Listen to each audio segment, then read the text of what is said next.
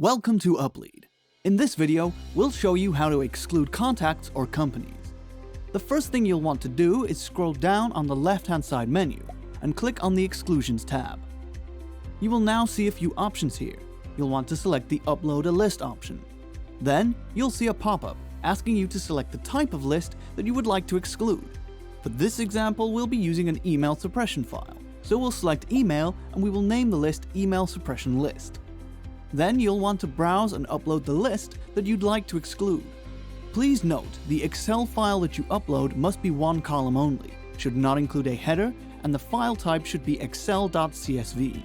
And now we will upload the file that we'd like to exclude, and as you can see, the file has been uploaded, and the exclusions have been applied successfully. You can now click on View Results. We hope you enjoyed this video, and thank you for choosing UpLead.